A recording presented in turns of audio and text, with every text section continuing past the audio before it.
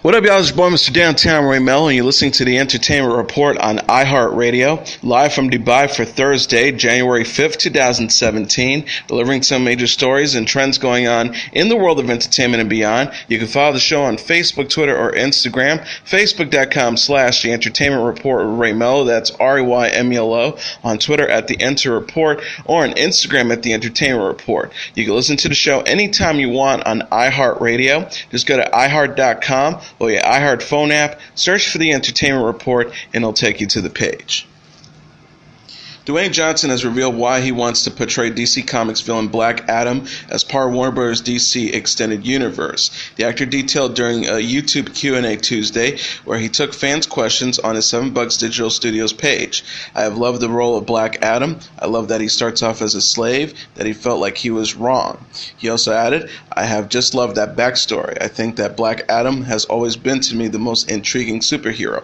Other highlights from the clip include Johnson saying his favorite WWE matches were the ones he won, and that having 2 daughters has been the greatest blessing in my life.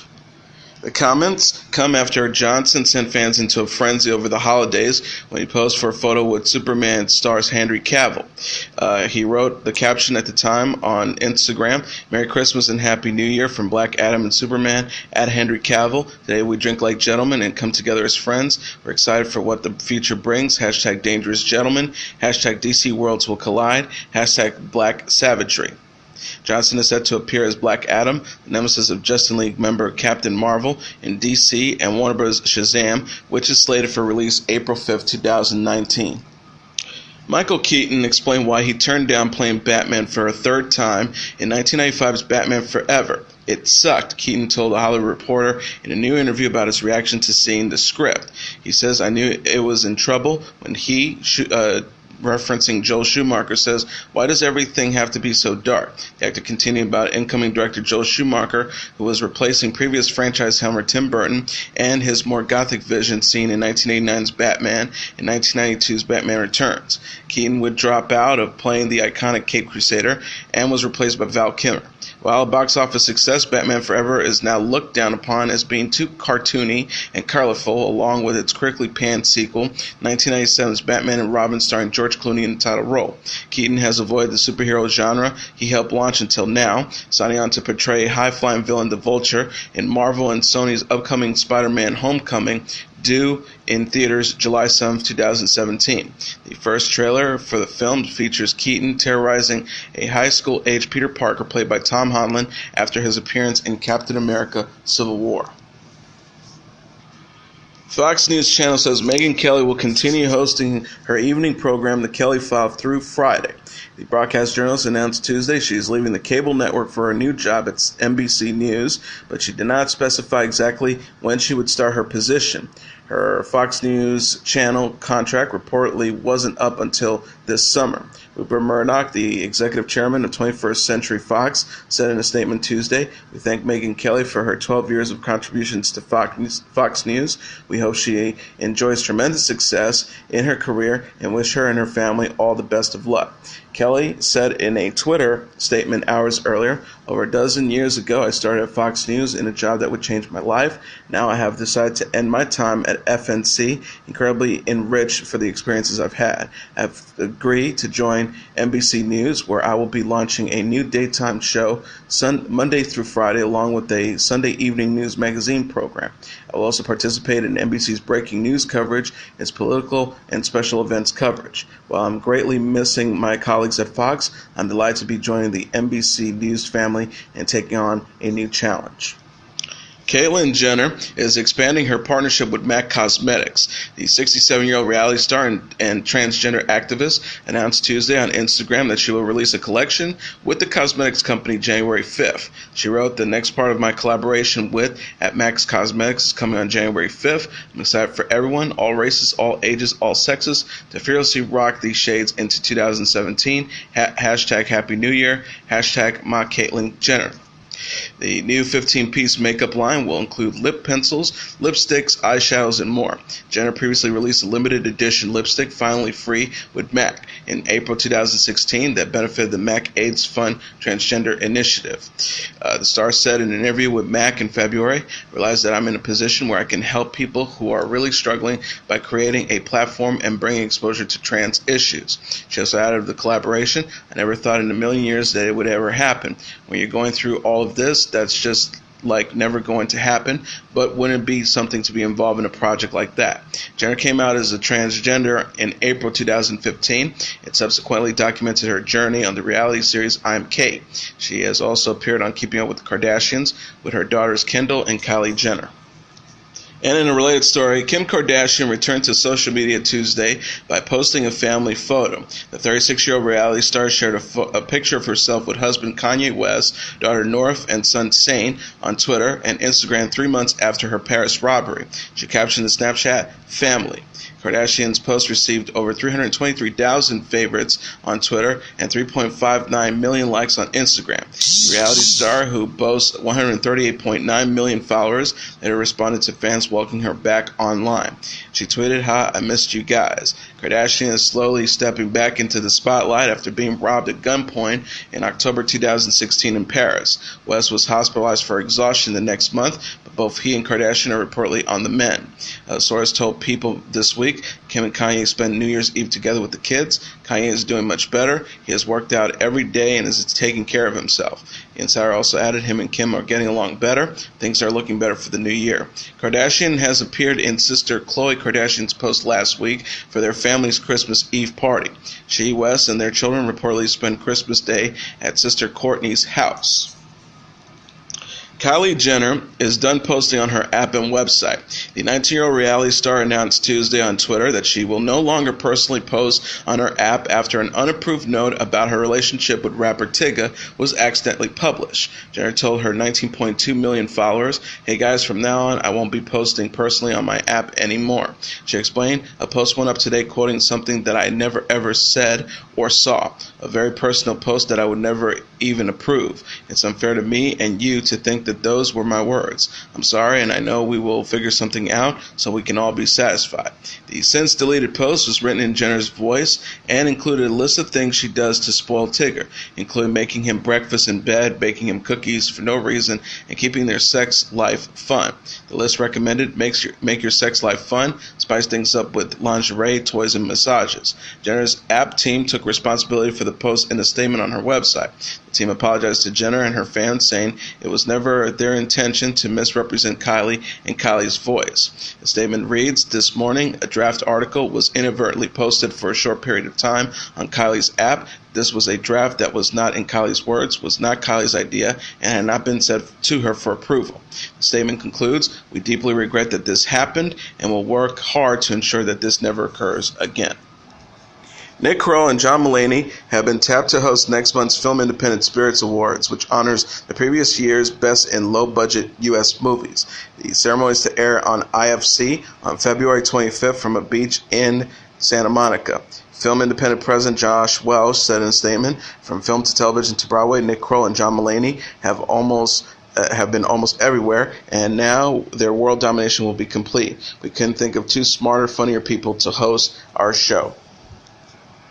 Supernatural actress Felicia Day is going to be a first-time mom. The 37-year-old star announced in a Facebook post just weeks before her due date that she's pregnant and expecting a baby girl. She captioned a photo of her baby bump Tuesday. "She's coming in about 3 weeks, so I guess I should announce this and stuff."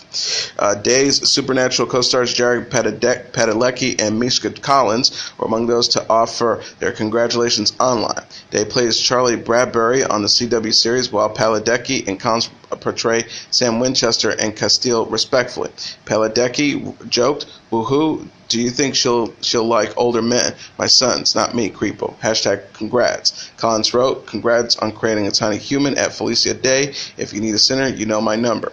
Day is also known for her web series The Guild and for playing V on Buffy the Vampire Slayer. She will next star on the Netflix revival of Mystery Science Theater 3000, which is slated to premiere in early 2017.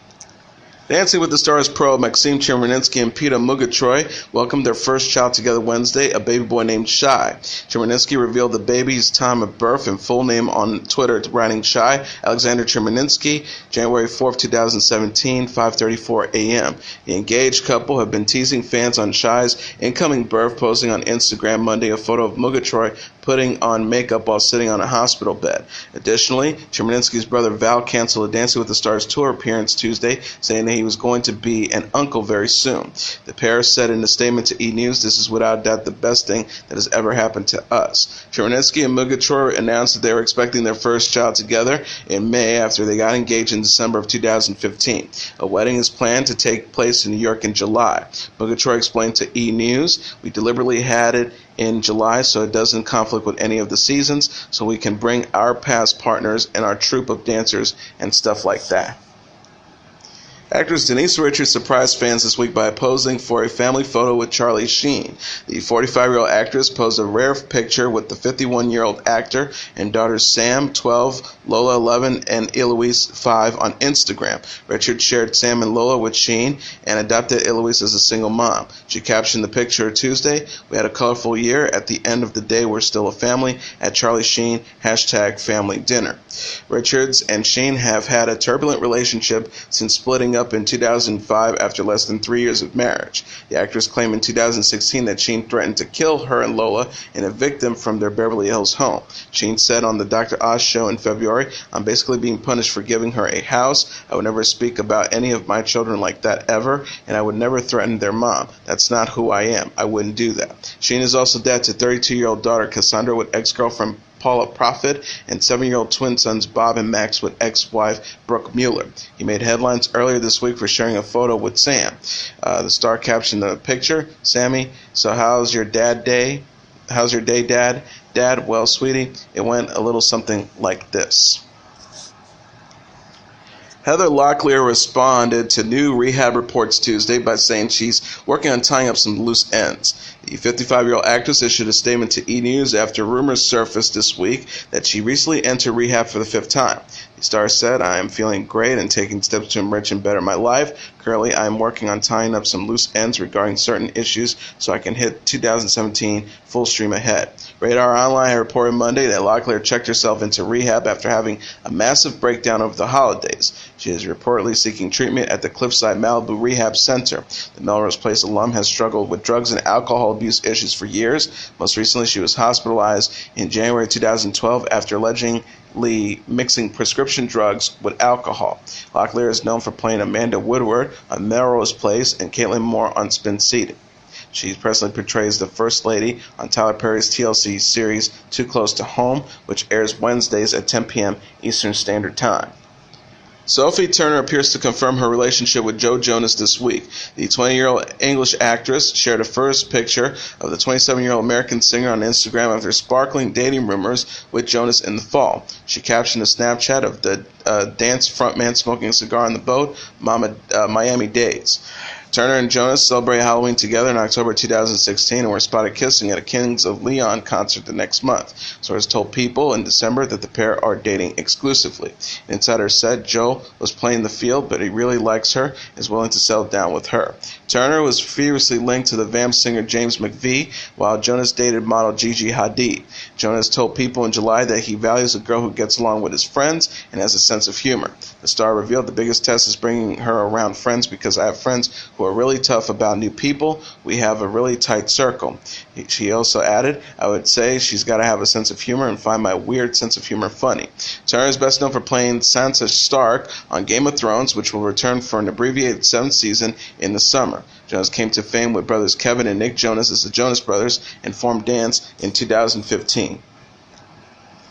High School Musical's alums and best friends Ashley Tisdale and Vanessa Hudgens have teamed up to cover Elle King's X's and O's on YouTube. The clip, released Tuesday, which is part of Tisdale's YouTube series titled Music Sessions, featured the actresses sitting side by side on a bed as they performed the hit song Inside Colorful Tents.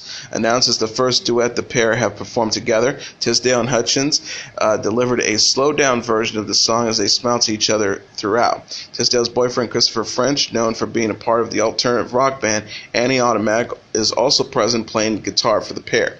Tisdale and French last made headlines for covering Paramore's Still Into You for music sessions in October.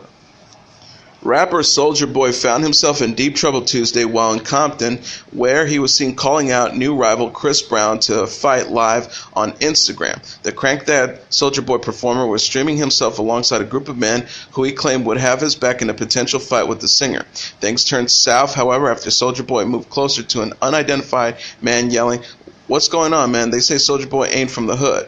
At that moment, Soulja Boy put his arm around the man, who quickly pushed off, proclaiming, "Get off me, though." Soulja Boy's phone then drops to the ground, showcasing a black screen as the 26-year-old is heard apologizing. In footage released by TMZ, Soulja Boy is seen getting ready to fight the man before backing off and apologizing as others got between them. Chris Brown responded to the incident on Instagram, proclaiming, "God bless you," multiple times while smirking. The feud between the pair started Monday after Soulja Boy proclaimed on social media that Brown had threatened him after liking a photo from his ex, Karrueche Tran. The duo have since exchanged a number of jabs on social media, including a collection of memes aimed at one another. Tran responded to the beef on Brown's Instagram, commenting, "This drama between both of these two is so ridiculous it makes no sense," after Brown had given his side of the story as shared on the Shade Room. She continued, "We just brought in a new year, and this is what we're doing, leaving the extra out, rah, rah, rah, behind. This isn't cool or funny. It's draining, not just for me, but for everyone," before addressing Brown's comments on how he wanted her feel poppin'. She says, "There's so much more out there in life than Twitter beefs, but anyways, second off trying to make me feel poppin'. You're talking about your old song Poppin'. You know what makes me feel poppin'? Getting up and going to set, walking into my apartment and seeing my Emmy with my name on it, giving away shoes and feeding the less fortunate, being able to provide for my family with my own money. That's what makes me feel good about myself. I've been chilling, working, eating my veggies, hitting these squats, and minding my own business, and that is exactly how I want it," the actress and model wrote. Brown fired back by sharing his response that states Tran was 2 years famous for having dated him. He continued, "No one asked for this opinion. It ain't over you. Girl, keep the fame you got and stay classy. This man randomly started this. Now you gassed." Demi Lovato and Luke Rockhold have reportedly called it quits. Sources told TMZ the 24-year-old singer and 32-year-old former UFC middleweight champion recently split after going public with their relationship in November 2016. Lovato appeared to have moved on with Guillermo "Bamba" Vasconcelos. She and the 30-year-old MMA fighter spent New Year's Eve together and were spotted on their way to a movie the next day. Happy New Year, Vasconcelos captioned a photo of himself with Lovato on New Year's Day. Lovato and Vasconcelos were previously linked in June following the singer's split from actor Wilder Valderrama. The pair appeared in a cozy picture together at the time, but sources told People the two weren't a couple. An insider said they had a quick fling, but it's over now. E! News reported in November that Lovato liked Rockhold, but wasn't looking for something that serious. The singer had previously told on the Elvis Duran in the morning show that she was feeling free after ending her 6-year relationship with Valderrama. She said in July, "I feel really amazing. I feel really great, and I'm growing. My life is just really, really excited for me because I'm growing. It's new and fresh, and I feel free." Jessica Biel delighted fans by dancing at a Lakers game Tuesday night. The 34-year-old actress showed off her dance moves for her husband Justin Timberlake as they watched the Los Angeles Lakers take on the Memphis Grizzlies at the Staples Centers. The Memphis Grizzlies at the Staples Centers. Timberlake were all smiles as Biel shimmied and shook in their private box. The 35-year-old singer later shared videos on Instagram of himself making 2 half-court shots at the stadium. He wrote, "Still got that range. Grizz took the LA. Good though. Bounce back." Biel and Timberlake married in 2012 after 5 years of dating and welcomed their first child, son Silas, in 2015. The actress couldn't help but gush about her family in an interview with the Ellen DeGeneres Show in March 2016. She says, "I listen to Justin's music probably more than I should. It's maybe slightly creepy. I love his music. I'm literally am probably his number one fan, and I would say, and Celeste loves his music, so I want to hear him to hear it a lot. The star revealed Celeste is very musical. He's gotten just recently these drum sets. He likes to play drums. He likes to play the piano. And he likes to drum with his head. Timberlake recently had a singing role in the animated movie Trolls and dressed up as trolls with his family for Halloween. He last released the album The 2020 Experience Part 2 in 2013 and is working on his 5th studio album. Beyonce, Radiohead, and Kendrick Lamar are headlining an impressive list of performers set to take the stage at the 2017 Coachella Valley Music and Arts Festival. The 3 headliners will perform both weekends of the Signature Music Fest that is set to take place on April 14th to the 16th and April 21st to the 23rd at the Empire Polo Club in Indio, California. The lineup announced Tuesday also includes the Double X, Travis Scott, Father, John Misty, Future, Bon Iver, DJ Snake, Toe Love, DJ Khaled, New Order, and many more. On Coachella's official Instagram account, the festival shared the complete lineup list along with news that passes will go on sale starting Wednesday. Last year's lineup notably included Guns N' Roses, Sia, and Ice Cube.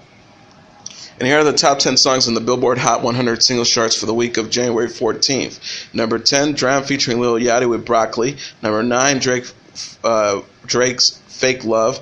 Number 8, DJ Snake featuring Justin Bieber with Let Me Love You. Number 7, Ariana Grande featuring Nicki Minaj with Side to Side. Number 6, Zay Hilfiger and Zion McCall with Juju on That Beat, the TZ anthem. Number 5, Bruno Mars with 24K Magic. Number 4, The Chainsmokers featuring Halsey with Closer.